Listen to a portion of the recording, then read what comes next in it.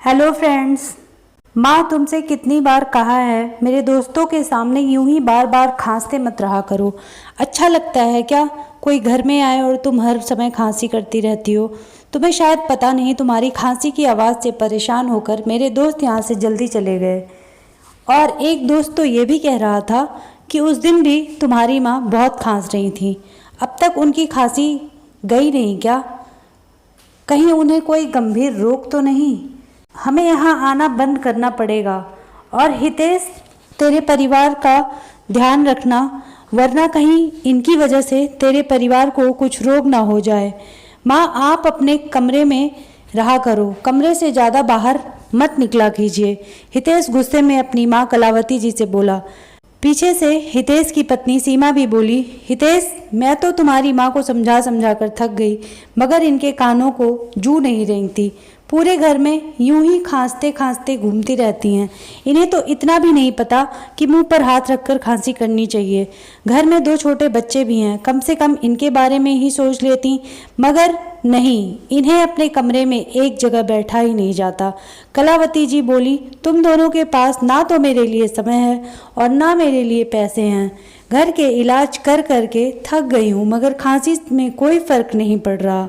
फिर भी तुम लोग मुझे अस्पताल लेकर नहीं जाते, उल्टा कहते हो कि खांसी मत करो। भला खांसी कोई जानबूझकर करता है क्या? कितनी बार कहा मुझे डॉक्टर को दिखाओ, मगर तुम दोनों को अब इस बुढ़िया की फिक्र कहाँ। सीमा हाथ जोड़कर बोली, माँ आप अपने कमरे में बाहर मत आया करो, बस इतनी मेहरबानी कीजिए। हाँ, नहीं है हमारे पास पैसे आपके लिए। मेरे भी 2 बच्चे हैं, उनकी जिम्मेदारियां पूरी करूं या आपके पीछे पैसे लुटाएं? आपको तो बस बैठे बैठे मुफ्त की रोटी तोड़नी आती है। काम की नकाज की दुश्मन अनाज की, काम की नकाज की दुश्मन अनाज की। कलावती जी बोली, बहू, अब तक तो सारे घर का काम तुम मुझसे ही करवाती आई हो। तुमने तो सिर्फ बच्चे बड़े करने में अपनी उम्र बिताई है, मगर मैंने इस मकान को घर बनाने में अपनी उम्र बिताई है। घर का एक एक कोना सजाया है मैंने। घर की साफ सफाई से लेकर रसोई भी संभालते आई हूँ मैं। मगर आज जब इतने दिनों से यह बुढ़िया खांसे जा रही है तो किसी को रत्ती भर भी फिक्र नहीं है मेरी। हितेश बोला, माँ सीमा बिल्कुल सही कह रही है। अब आपकी तो उम्र हो चली है, मगर मेरे बच्चों के सामने तो उनका पूरा भविष्य पड़ा है। आपको तो अब भगवान उठा भी लें तो कोई बात नहीं। कलावती जी बोली, वाह बेटा, अच्छा सिला दिया तूने मेरी ममता का। अच्छा हुआ तेरे बाबूजी मुझसे पहले इस दुनिया से चले गए, वरना अगर आज वह यह सुनते तो जीते जी मर जाते। हमने जब तुझे पाला पोसा तो कभी तेरे दादा दादी को नज़रअंदाज नहीं किया, क्योंकि तेरे आने से उनकी अहमियत कम नहीं हो गई थी। माना इंसान पर अपने बड़ों और अपने छोटों दोनों का ही भार होता है, मगर इसका अर्थ यह कदापि नहीं होता कि वह बुड्ढों को मरने के लिए छोड़ दें। मगर आज तूने यह सब कहकर यह साबित कर दिया कि तुझे और बहू को मेरी बिल्कुल परवाह नहीं है। कलावती जी अपने कमरे में जाकर रो पड़ी।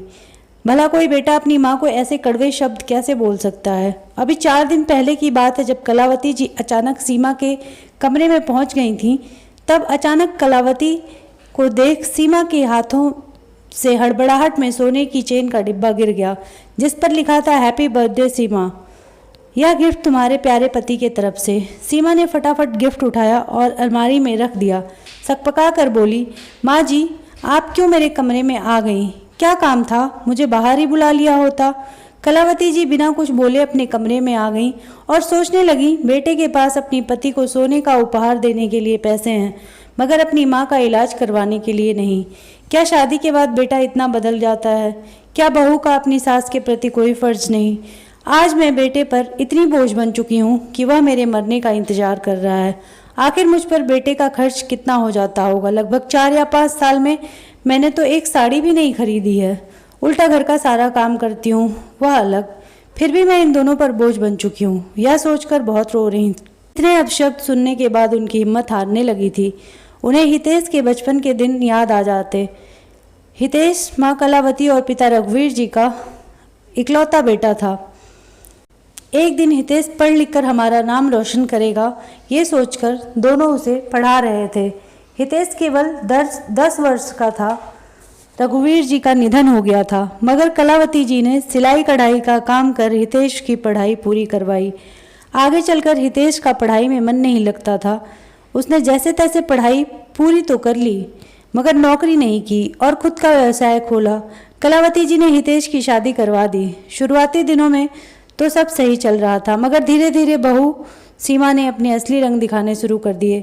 2 बच्चों के जन्म के बाद उसने घर का काम करना तो दूर, हाथ भी नहीं लगाया।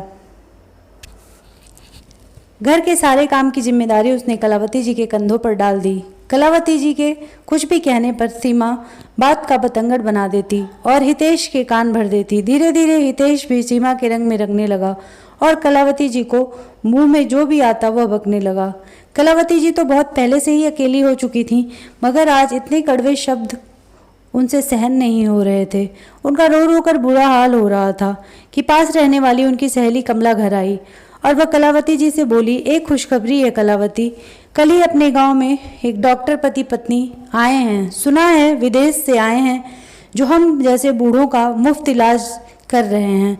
उनके साथ उनका 6 साल का बेटा भी है। सुना है थोड़े दिन यहाँ भारत में ही रहेंगे ताकि हम जैसे बूढ़ों का इलाज मुफ्त में कर सकें। कलावती जी खुश होकर बोली, क्या वे मेरा भी इलाज करेंगे कमला?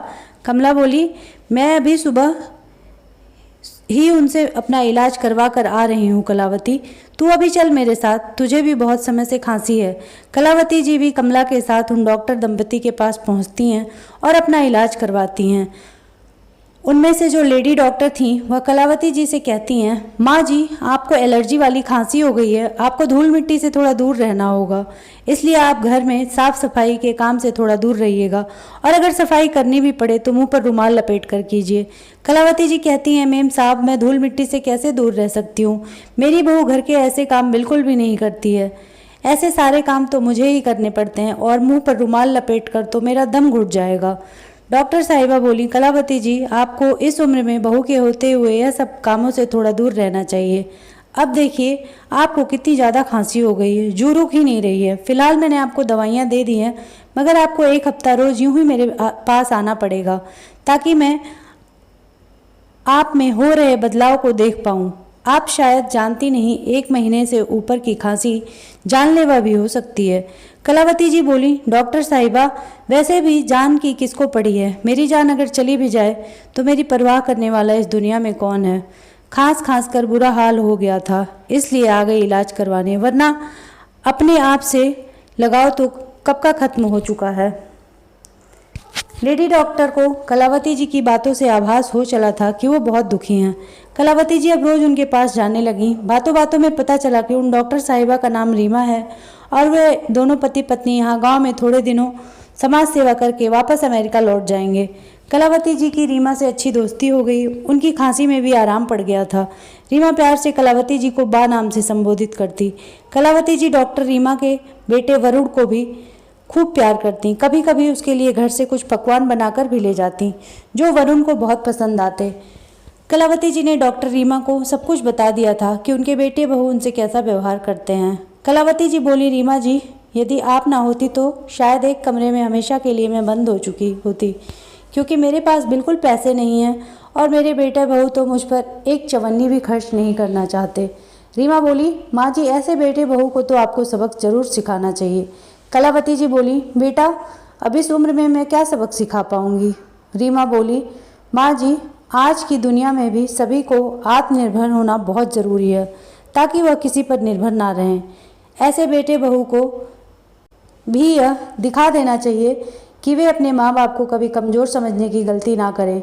कलावती जी को रीमा की यह बात बिल्कुल सही लगी। रीमा कलावती जी के जाने के बाद सोचने लगी, काश मैं बाकी कुछ मदद कर पाती। वरुण कलावती जी के साथ बहुत घुल मिल गया था। यह देखकर रीमा ने कलावती जी से हमेशा के लिए अपने साथ अमेरिका चलने के लिए कहा। रीमा बोली, माँ जी हम दोनों दंपत्ति का तो अस्पताल में ही पूरा दिन बीत जाता है। अगर आप वहाँ आकर मेरे बेटे रसोई का काम संभाल लें तो आपकी इनकम भी शुरू हो जाएगी और आपको यहाँ आपके ऐसे बेटे बहू के आगे कभी हाथ भी नहीं फैलाना पड़ेगा। कलावती जी पहले तो सोच में डूब गईं, क्योंकि उन्होंने इस घर को अपने 60 साल दे दिए थे, फिर भी बेटा बहू उनके नहीं हो पाए थे। वैसे भी ऐसे बेटे बहू के साथ रहकर अपना सम्मान खोने से बेहतर यही था कि डॉक्टर साहिबा के साथ जाकर आत्मसम्मान की रोटी खाना। कलावती जी ने तुरंत हामी भर दी। कलावती जी भी अब सम्मान की रोटी खाना चाहती थीं। रीमा ने तुरंत उनका पासपोर्ट बनवाने की तैयारी शुरू कर दी। रीमा ने कलावती जी के पास एक आस जगाई थी, जिससे कलावती बहुत खुश थीं। रीमा के पति विवेक वापस अमेरिका जा चुके थे। रीमा कलावती जी को साथ लेकर जाना चाहती थी। बस पासपोर्ट का इंतज़ार हो रहा था। थोड़े समय में सारी प्रक्रिया खत्म हो गई और कलावती जी हमेशा के लिए रीमा के साथ यहाँ अमेरिका चली आईं। सीमा बोली, अच्छा हुआ बला टली। वैसे भी बुढ़िया यहाँ मुफ्त की रोटियाँ तोड़ती थी। कलावती जी अमेरिका जाकर वहाँ रच बस गईं। पूरे दिन वरुण और रसोई संभालती और बदले में पैसे और सम्मान दोनों पाती। कलावती जी के खुद के बेटे बहू ने भी कभी उसकी खबर तक नहीं ली, मगर यहाँ दोनों डॉक्टर पति पत्नी ने कलावती जी को माँ की तरह सम्मान दिया। रीमा ने कलावती जी को अपनी माँ जैसा प्यार दिया। यहाँ आकर कलावती जी भी कभी अपने स्वार्थी बेटे बहू को याद नहीं की। लगभग 15 वर्ष हो गए कलावती जी को अमेरिका में। एक दिन अचानक उनके बेटे हितेश का उन पर फ़ोन आया और वह रोते हुए बोला, माँ तुम्हारी बहू सीमा को ब्लड कैंसर हो गया है और मैं बहुत मुसीबत में हूँ। शायद हमने जो तुम्हारा हर पल तिरस्कार किया यह उसी की सज़ा है। माँ मुझे माफ़ कर दो। कलावती जी इतने सालों बाद बेटे की आवाज़ सुनकर कुछ देर तो कुछ बोल ही नहीं पाई, मगर माँ कब तक अपने बेटे से नाराज़ रह सकती है। वे बोली, मेरे बचाए पैसों में से कुछ पैसे मैं तुझे भिजवा दूंगी ताकि तू सीमा का अच्छे से इलाज करवा पाए। हितेश बोला, माँ बहुत मेहरबानी होगी आपकी। कलावती जी फ़ोन रखकर सोचने लगी, इतने सालों बाद बेटे का फ़ोन आया, वह भी ज़रूरत के लिए।